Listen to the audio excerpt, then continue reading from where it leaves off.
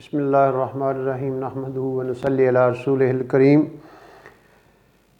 سب سے پہلے تو میں تمام سننے والوں کو عید کی مبارکباد پیش کرتا ہوں، اور اس کے بعد یہ بتانا ہے کہ اللہ رب العزت نے اس امت کو یہ عید الفطر کا دن کیوں دیا۔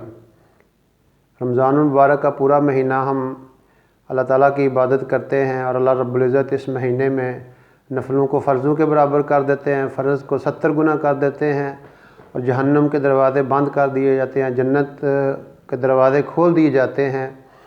اور اس وجہ سے اس رمضان المبارک کے مہینے میں جو مسلمان مرتا ہے اس کا حساب کتاب نہیں ہے، اور منکر نکیر کے سوال نہیں ہے۔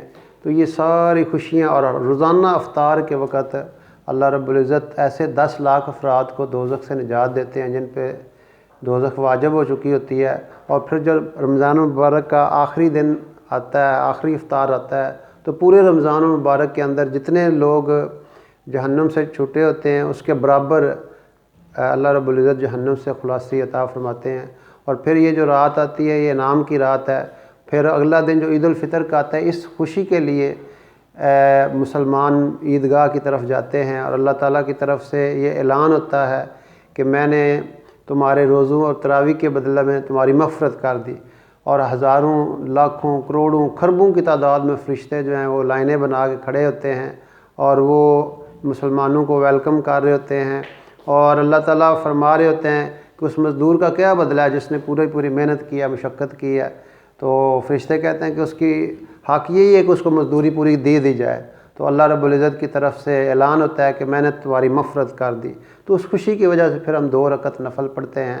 اللہ کے رسول صلی اللہ علیہ وسلم عید الفطر کے دن صبح فجر کے بعد غسل فرمایا کرتے، اور پھر عیدگاہ کی طرف تشریف لے جاتے۔ اس سے پہلے آپ میٹھی چیز تناول فرماتے تھے۔ عام طور پہ کھجوریں اویلیبل ہوتی تھی اس دور میں، تو کھجوریں آپ صلی اللہ علیہ وسلم تناول فرما کے پھر چل پڑتے تھے عیدگاہ کی طرف، اور اس دن آپ اشراق نہیں پڑھتے تھے۔ ویسے آپ صلی اللہ علیہ وسلم کی پوری زندگی کا معمول یہ تھا کہ آپ فجر کے بعد اشراق پڑھا کرتے تھے، لیکن عید کے دن آپ اشراق کے بغیر عیدگاہ کی طرف تشریف لے جاتے، اور پھر عید کی نماز پڑھاتے، اس کے بعد خطبہ ہوتا، اور اس کے بعد آپ لوگوں سے ملتے، پھر واپسی پہ رستہ بدل کے آپ واپس تشریف لاتے۔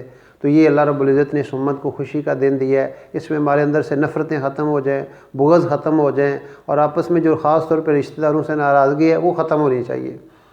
ہمارے ہاں یہ نفرت اور بغض اور عداوت اور چھوٹی چھوٹی باتوں پہ قریبی جو رشتہ دار ہیں ان سے ناراضگی ہو جاتی ہے۔ تو یہ ہزاروں نفلوں پہ باری ہے کہ اگر ہم صلہ رحمی کریں اور آپس میں جو رشتے ناطے ٹوٹے ہوئے ان کو جوڑیں۔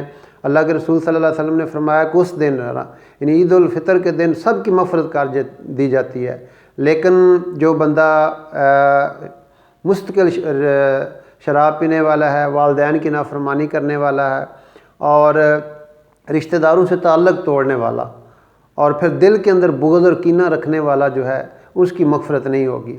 تو یہ جو دن آج کا دن ہے خوشی کا دن ہے، آپس میں محبتیں بانٹنے کا دن ہے، نفرتیں ختم کرنے کا دن ہے، بجائے اس کے کہ ہم آپس میں نفرتیں پیدا کریں معاشرے کے اندر تعصبات پہ، زبان کی بنیاد پر اور صوبوں کی بنیاد پر، اور اس قسم کی جتنی خاص طور پہ جو فرقہ وارانہ ایک عصبیت دلوں کے اندر پیدا ہو چکی ہے، اس نے امت کو توڑ کے رکھ دیا ہے۔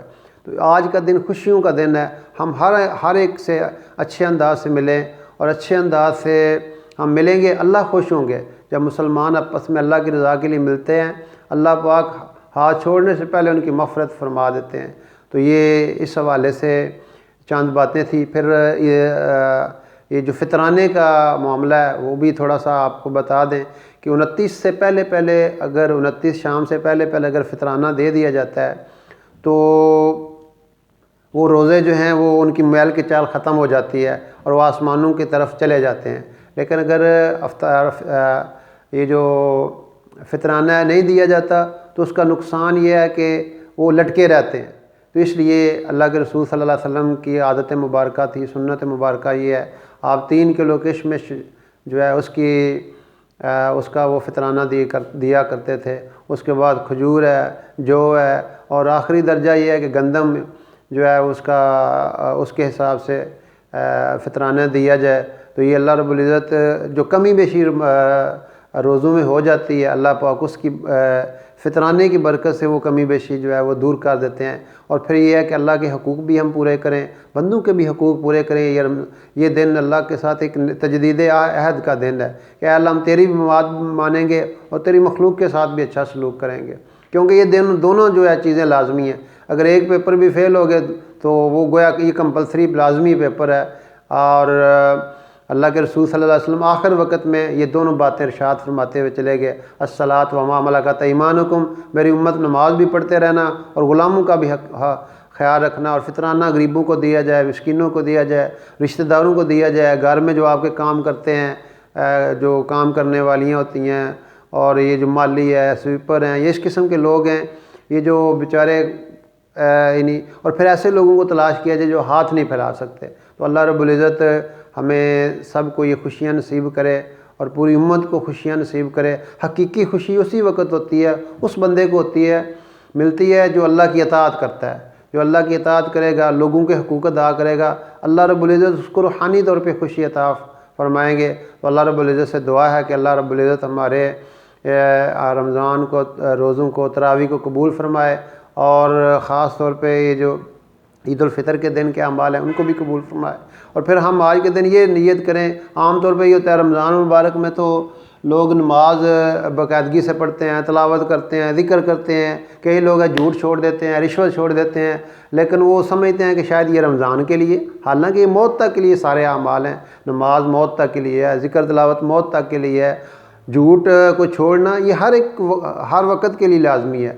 دیانت پہ آنا، عدل پہ آنا، انصاف پہ آنا، یہی وہ کوالٹیز ہیں جن کی بیس پہ ہم دنیا کے اندر عزت حاصل کر سکتے ہیں، آخرت کے اندر عزت اور کامیابی حاصل کر سکتے ہیں۔ والسلام علیکم ورحمۃ اللہ وبرکاتہ۔